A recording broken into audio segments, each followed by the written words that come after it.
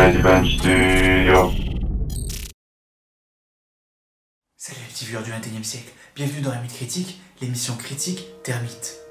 Là ouais je chuchote parce que je suis obligé, sinon les saloperies vont me repérer et tout, mais du coup, la main...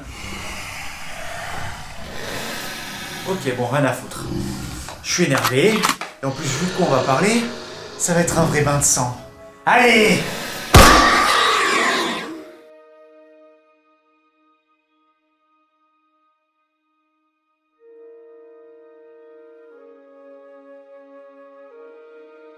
Bon, vous l'aurez donc compris, on va s'attaquer à la seconde partie de la saga Alien.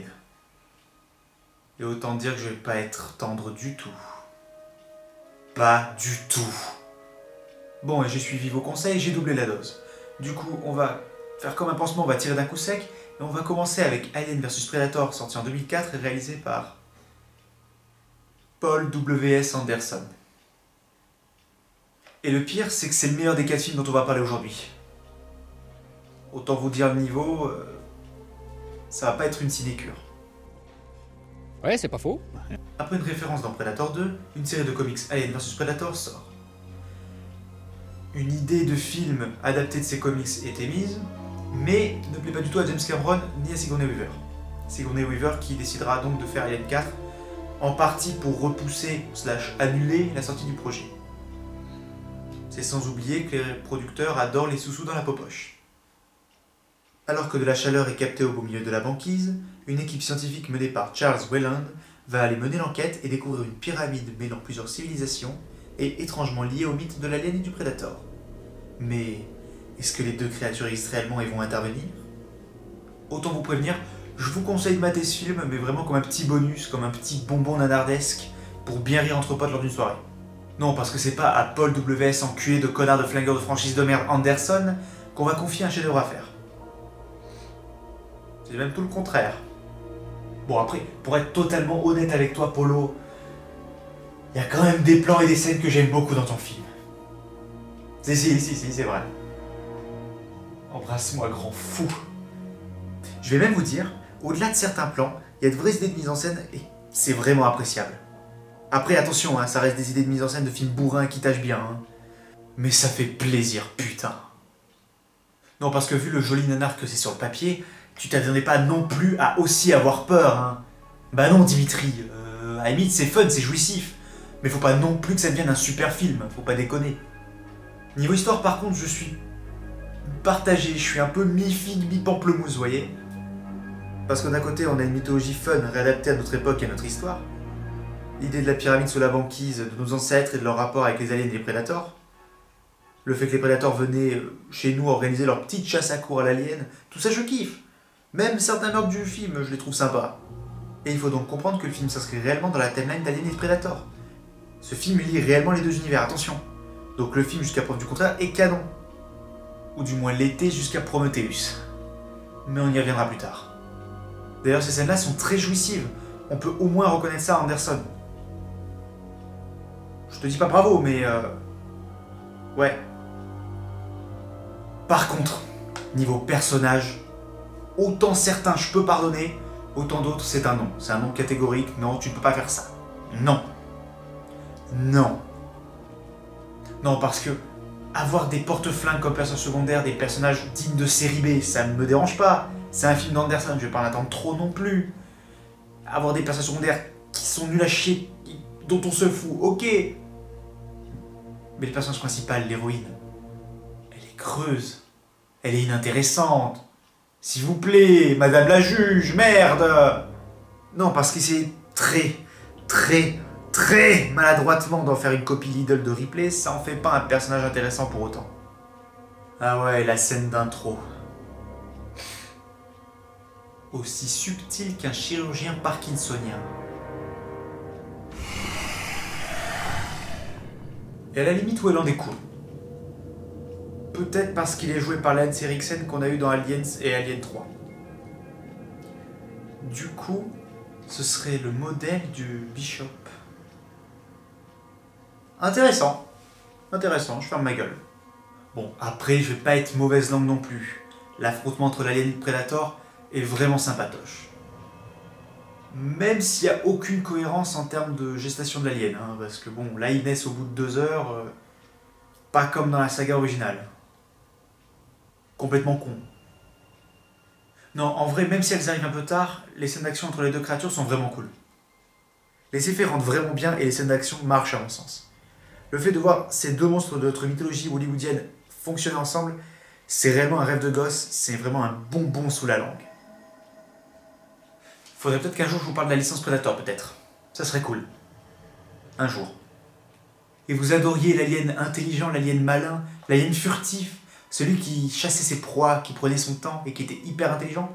Ah mais alors là, passez votre chemin les mecs, hein, parce que là, ils sont cons les aliens, mais d'un con, ils sont débiles. Ah non là franchement, ils sont cons comme des putains de bichons maltais. Oui, j'utilise ce mot. Et puis l'alliance entre Rip Lidl, Ripley, Lidl, Rip Lidl, vous avez compris? Et le Predator, cette alliance, elle est vraiment cousue de fil blanc, c'est une alliance en scénarium. Bon, après, pour pas être un total fils de pute, certes, les personnages sont nuls à chier, mais au moins les acteurs y mettent du leur. Au moins, ouais. Quant à la musique, il y a une musique?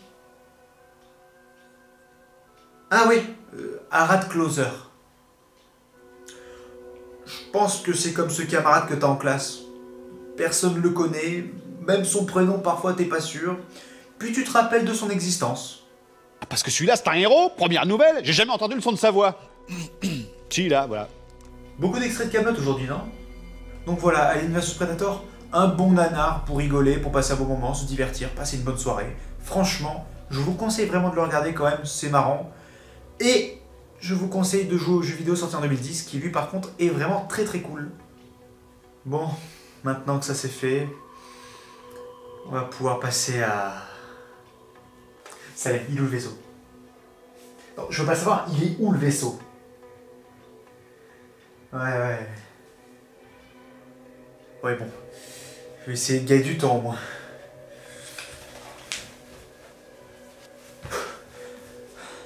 Bon, maintenant on peut passer à une purge qui s'appelle Aliens vs Predator Requiem, sorti en 2008. J'ai l'air méchant comme ça, hein, mais il y a de quoi vraiment se taper la tête contre les murs. Après le succès correct du premier film, un second est mis en place. Polo est alors occupé sur... Resident Evil. On a donc pris les frères qui ont réalisé le clip Californication. On y va. Après la naissance du Prédalien, mélange Predator et Alien, ce petit fils de pute fout le bordel comme jamais et le vaisseau se casse la gueule près d'une petite ville américaine. Ce Prédalien et des facehuggers s'échappent et ça va causer un bordel assez... monstrueux. Bon, je vais peut-être dire un truc qui a déjà été dit 1000 fois, mais lumière! Elle est où la lumière? Elle est où la lumière? Elle est nulle part! Sérieux, c'est qui le directeur de la photographie? Je sais pas, mais c'est un connard! Je sais pas qui c'est, mais ok, tu veux faire un film dark, un film sombre, un film dur, ok, bon, pas de problème, j'accepte, tu fais ce que tu veux. Mais si tu veux faire un film dark, ça veut pas dire faire un film tellement sombre que tu ne vois rien à la caméra, connard! Après ça, la réal est pas spécialement bonne, ou du moins ce que j'ai pu en voir dans cette bouillasse noire. Le combat entre l'Alien et le Predator, bah, c'est plat, inintéressant, c'est illisible. Pas spécialement intéressant. C'est de la merde. De la merde. Et on ajoute à ça une flopée de lieux d'affrontement que tous les meilleurs jeux vidéo envient. Comme la centrale ou les égouts. Génial. Pour l'histoire, bah, on va s'en tenir au pitch. Parce que déjà, il n'y a rien d'autre à raconter. Et je dirais même plus, il n'y a rien d'autre d'intéressant à raconter avec des personnages comme ça. Je sais que je gueulais déjà sur les personnages d'Alien vs Predator, mais au moins Polo, il essayait des choses lui. Il faisait peut-être une copie de Ripley, mais au moins c'était bien tenté. Alors que là, t'as quoi? T'as le héros loser, la pétasse, et la mère forte qui a un problème avec sa fille. Bah ils sont creux, ils sont chiants, ils sont autant stéréotypés que des putains de personnages dans un slasher direct ou DVD. Merde! Et ils ont voulu incorporer ce film dans la chronologie en mettant la chef de Yutani qui reçoit la technologie de Predator, et du coup ça fait la Weyland Yutani, et merde! Bon, après Hermite, sois pas un gros con. Il y a du bon dans ce film. Il y a un gosse qui meurt pendant qu'un alien naît, et il meurt de manière extrêmement douloureuse. Il y a une pétasse qui se fait buter comme une merde.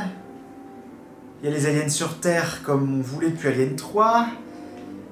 Et il y a aussi le prédalien qui insémine les meufs enceintes en leur mettant les larves dans le bide et il dévore le bébé et la meuf et ils naissent. Je viens de prouver que je suis un gros taré là, non? Et les acteurs sont pas ouf non plus. Bon, enfin, vous me direz, on n'est plus à ça près là maintenant. Hein. Et la musique. Comment dire? Brian Tyler? Ouais, non, toi t'es pote avec Harald Closer, non? Camarade de classe. Du coup, je me suis vraiment rendu compte que c'était un slasher très mauvais, digne d'un direct ou DVD. Genre vraiment. Et en fait, je me suis posé une question. Quel est le pire slasher de merde que j'ai vu? Alien vs Predator Requiem ou La Malédiction de Chucky? Les deux sont des grosses merdes, hein, je vous préviens. Mais si vous avez un avis, j'aimerais bien le savoir. Parce que moi, je me tâte. Dieu merci, les gens ont parfois du bon goût.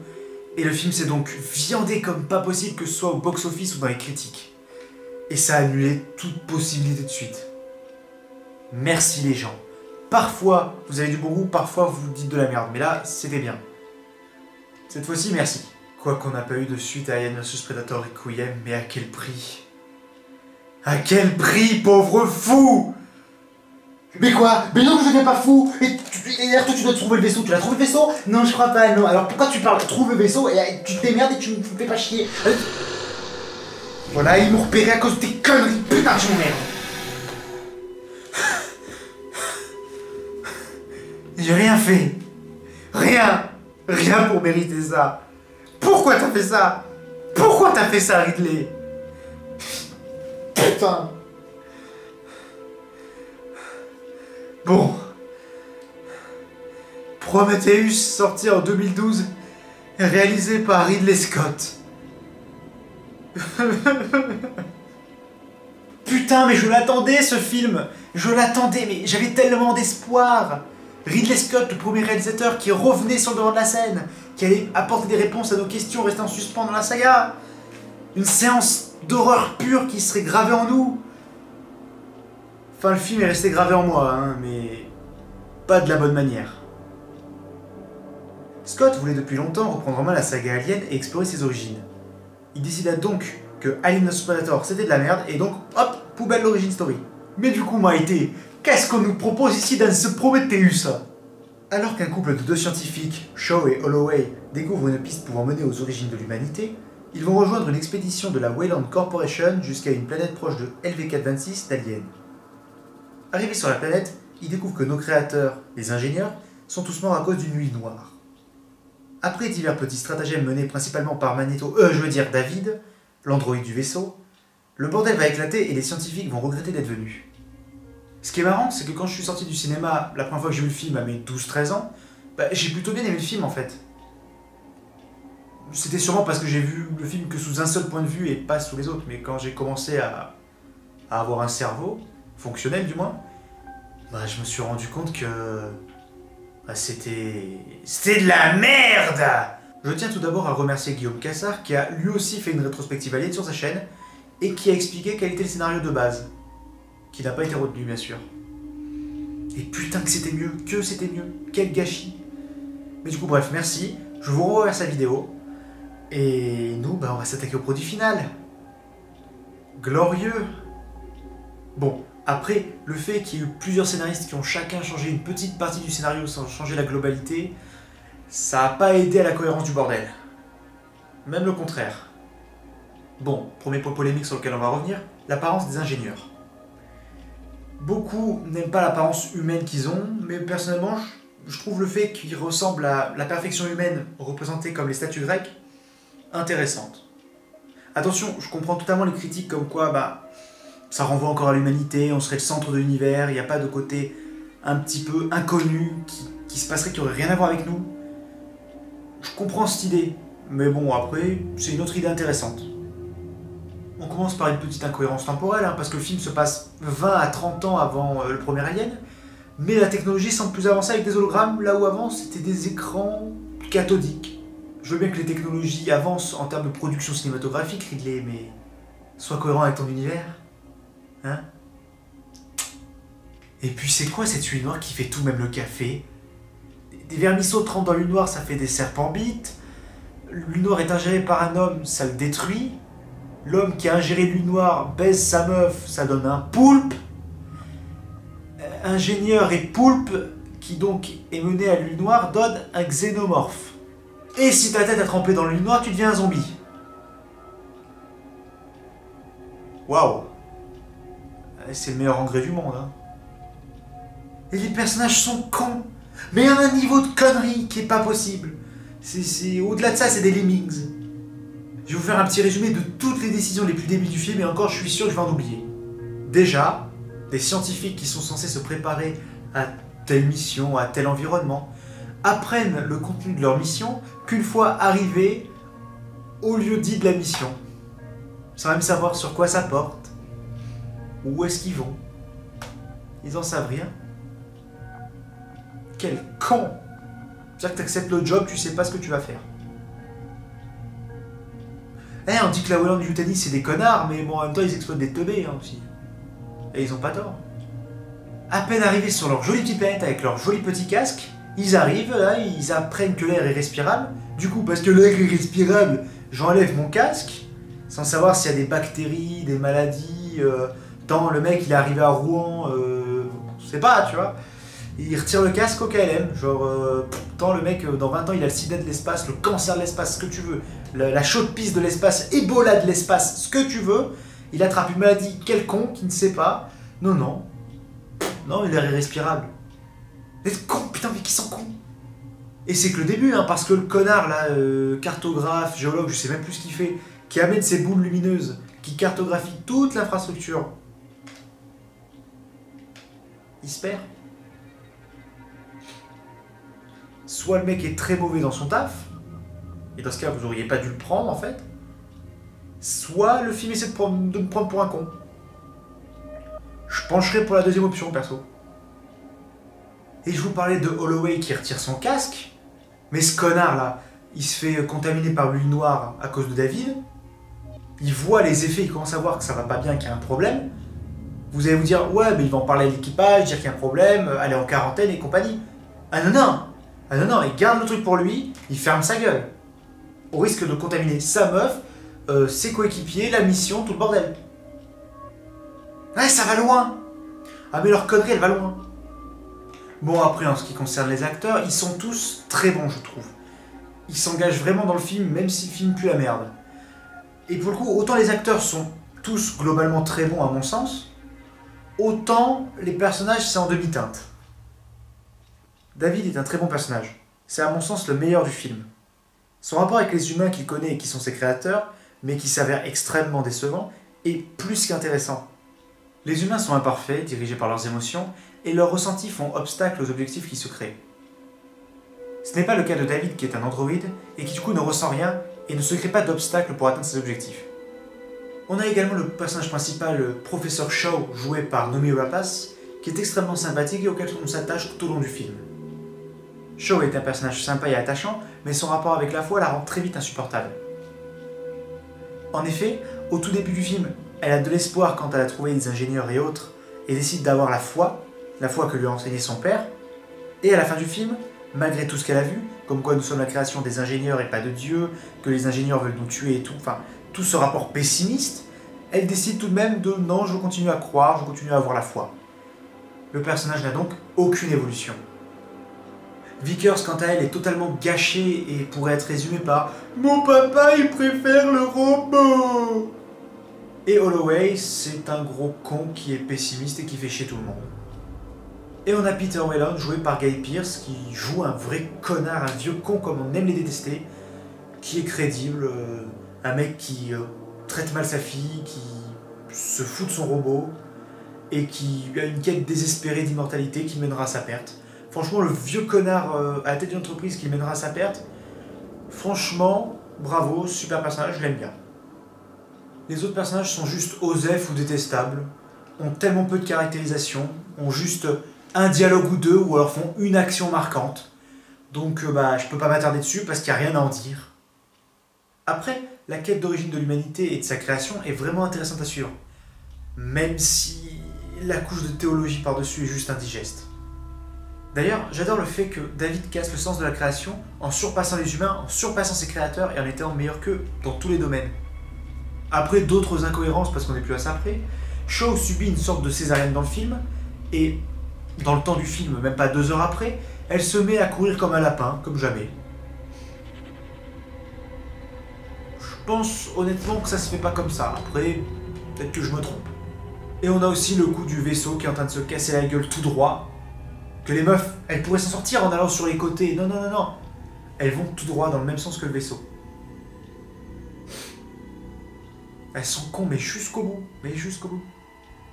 Mais à part ça, on a quand même de très beaux décors et des scènes vraiment viscérales qui vous prennent aux tripes. Et ça, pour le coup, bravo Ridley Scott là-dessus. Ça fera pas de ton film un bon film, ça restera une merde, mais bravo pour ça. Et la musique de Mark Streitenfeld est pas ouf, et oubliable, mais pas mauvaise non plus. Après, la réal de Ridley Scott est pas mauvaise, elle est même bonne en soi. Mais il n'y a pas d'explication. Où sont les réponses qu'on attendait? Il y a la réponse à 1 ou 2 questions, mais sur 100% des questions, on a 20% de réponses, et on nous rajoute 40% de questions en plus. Tout ça pour teaser une putain de suite qui est merdique. Putain, je te déteste Ridley Scott, je te déteste. En conclusion, Prometheus est une belle merde. Pas dans le sens que c'est une grosse merde, enfin si, c'est une grosse merde, mais c'est une merde qui a un joli emballage. Elle est très belle dans la forme, mais dans le fond, c'est nul à chier. Et il est l'heure, les amis. Ouais, ce jour est arrivé. On va devoir se coltiner ce film. On va devoir parler de Alien Covenant, sorti en 2017 et réalisé par Ridley Scott.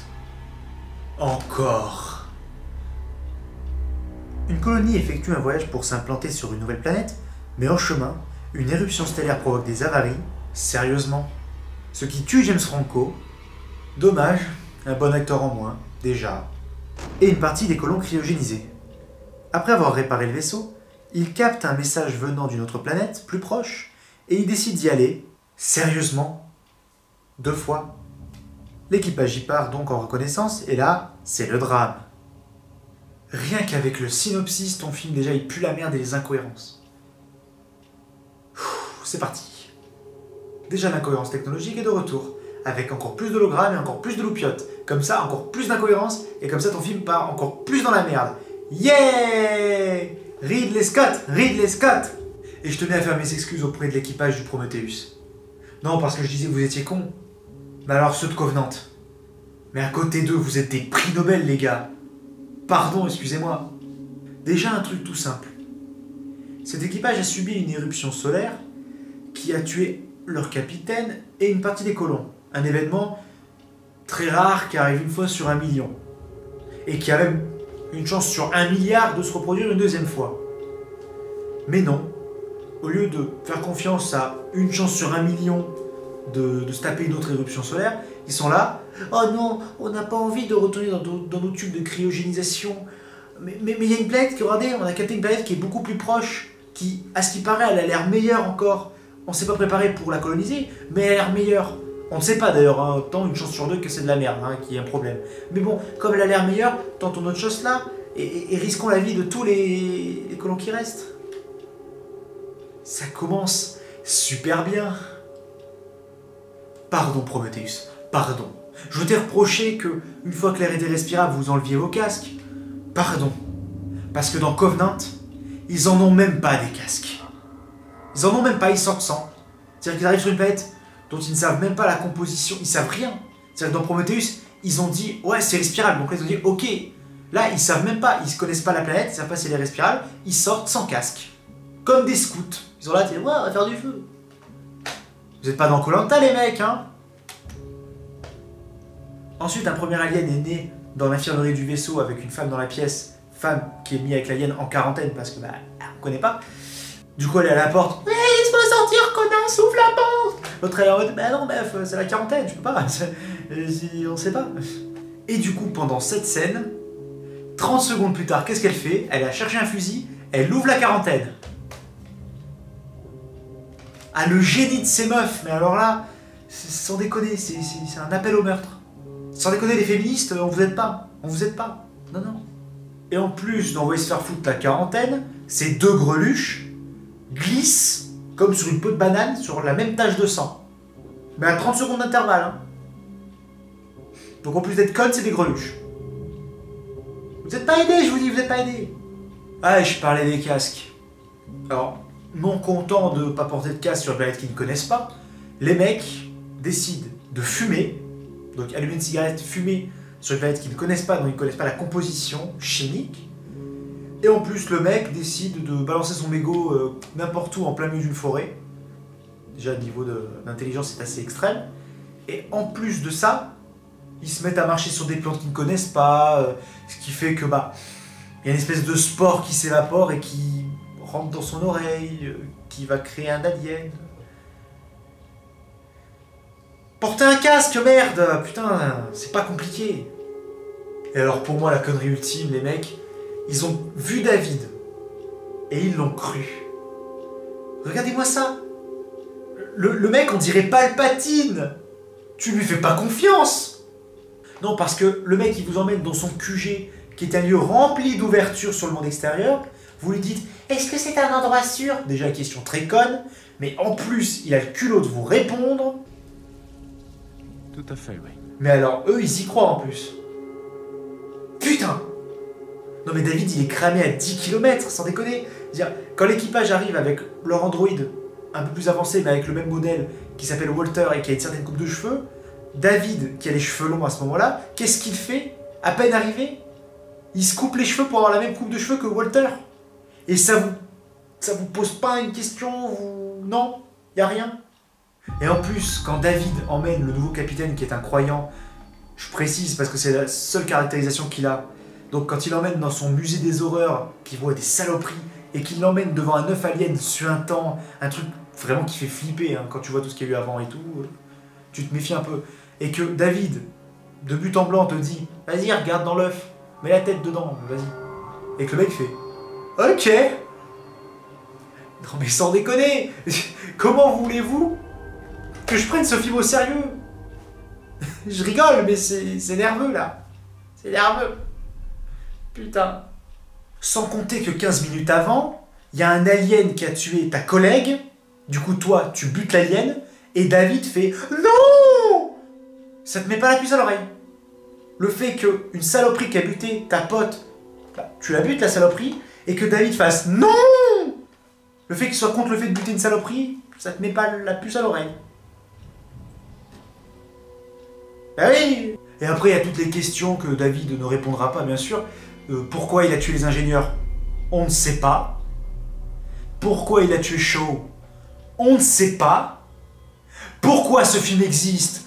On ne sait pas. Après, je vais pas cracher dans la soupe. Hein. L'effet Pompéi des ingénieurs tous figés en mode...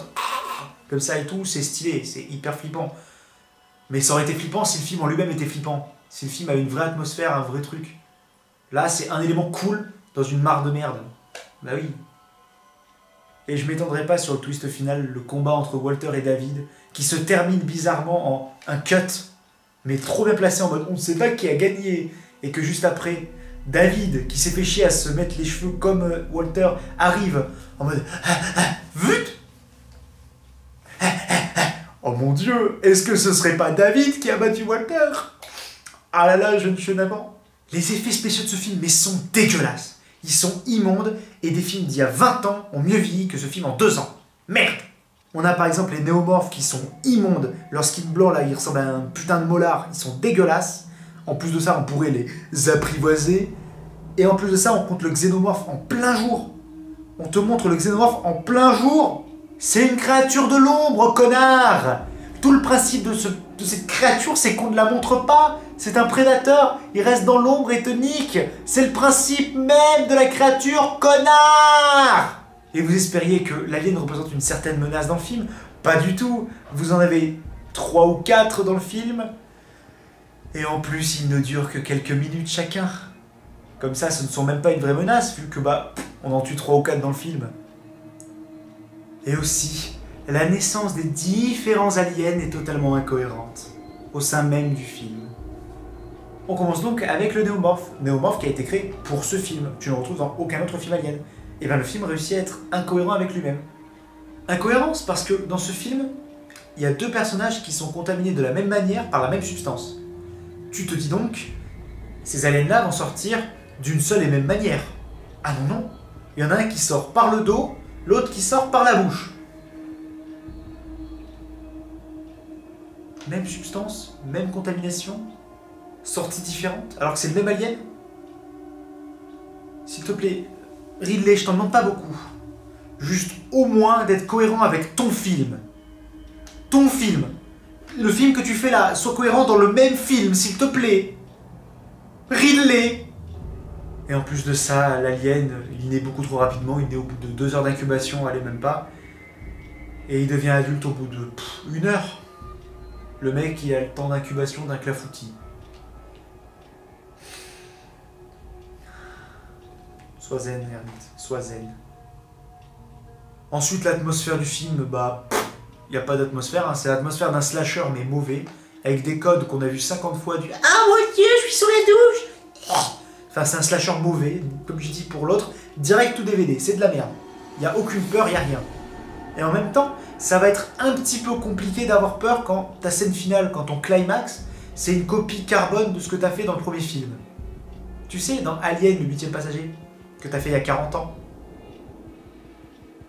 Et comme j'ai déjà dit, bah, on répond à aucune question parce que bon, on tue les ingénieurs, c'est très pratique, hein, comme ça on n'a pas besoin de donner une réponse et les spectateurs peuvent aller se faire enculer. Et il n'y a que 2 bonnes idées visuelles dans le film, c'est la naissance du néomorphe dans l'infirmerie, qui pour le coup est originale et pour le coup très glauque, parce que l'infirmerie est blanche, le sang rouge voilà, tu vois, il y a un truc. Et la mort des ingénieurs et du coup leurs cadavres restés en pétrification comme à Pompéi. Voilà. Ensuite la musique, bah, elle est aux abonnés absents. Ou du moins j'ai capté aucun thème marquant dans ce film. Ah si, quand tu réutilises le générique d'Alien 1 pour ton générique. Ah Ridley Scott, hein, c'est pas en réutilisant les choses que t'as fait dans le premier que forcément ça fera un bon film. Hein. Bon, par contre, un bon point que je peux donner au film, c'est le rapport entre David et sa création, le rapport entre l'androïde et le principe qu'il puisse créer. En effet, David qui surpasse les humains a quand même un complexe d'infériorité par rapport à eux et décide de s'émanciper de ses créateurs, que ce soit des humains qui l'ont créé ou des ingénieurs qui ont créé les humains. C'est pour ça d'ailleurs que je pense qu'il les tue. Aussi, la position en croix de l'alien est là pour souligner lourdement que David n'est plus une création, il devient un créateur. D'ailleurs, Walter soulève à David que ce dernier possède un bug, une malfonction, qui fait que ce dernier est aussi imparfait que les créateurs qu'il a, aussi imparfait que les humains. Et d'ailleurs, ce dernier réagit très mal à cette réflexion. Ce que je ne peux pas enlever au film, et pourtant Dieu sait que j'aimerais le faire, c'est le fait que les acteurs sont très bons pour la plupart. Du moins les acteurs principaux. D'ailleurs, le personnage de Daniels est une bonne Ripley Leader Price, on s'y attache, elle est intéressante, on a des scènes où on développe sa personnalité, et du coup, bah, le personnage est très cool. Pareil, Michael Fassbender donne un David qui est toujours aussi excellent, et un Walter très intéressant qui a un rapport avec Daniel, qui pour le coup est profond, et du coup ça fait qu'on s'intéresse à ces personnages. C'est pas compliqué, hein. James Franco, si t'avais été dans ce film et pas dans juste un putain d'extrait sur YouTube. James Franco. Alors par contre le reste pue la merde. Hein. Ces personnages puent la merde tout simplement parce que c'est des colons. Donc pour coloniser une planète, il faut des couples. Mais seulement, la seule caractérisation de ces personnages, c'est qu'ils sont en couple. Mais pas un couple sincère, profond, développé durant le film. Non, non, il y a des couples, tu ne sais pas qu'ils sont en couple jusqu'à ce qu'ils balancent un dialogue de merde digne d'un adolescent en chaleur. Tu sais ce qu'il te dit, le grand-père, beau téton? Attention à ce que tu dis, un peu de respect, Sergent Sucre d'Orge. Subtilité. Quand tu nous tiens. À la limite, ce qui peut sauver l'ambiance de ce film, c'est la scène du petit musée des horreurs de David. L'ambiance est bien glauque, on découvre des créatures difformes, le cadavre de Shaw, la luminosité jaune montre un petit côté suintant, un petit côté de pu, qui franchement est dégueulasse, mais le dégoût pour le coup est volontaire et on retrouve limite un film de Cronenberg, comme La Mouche.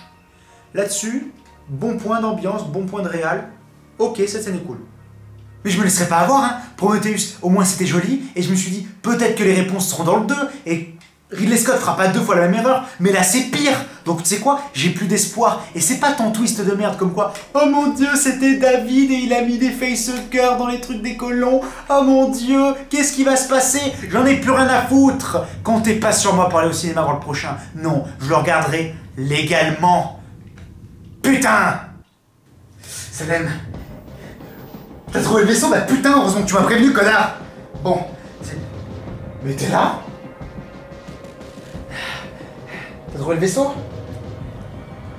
Ouais, je me disais aussi. Allez, on y va.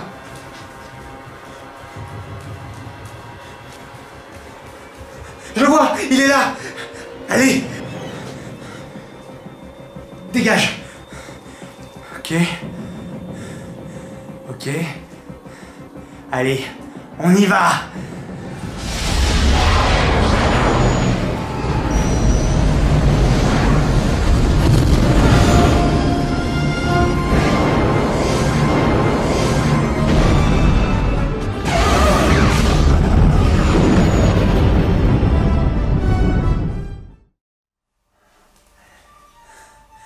Eh ben, c'est pas une sinécure, hein?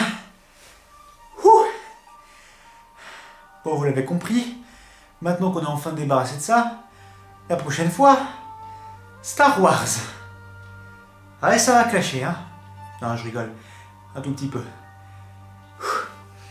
Allez, c'était Hermite de Crazy Me Studio. Salut les gens. Ouh.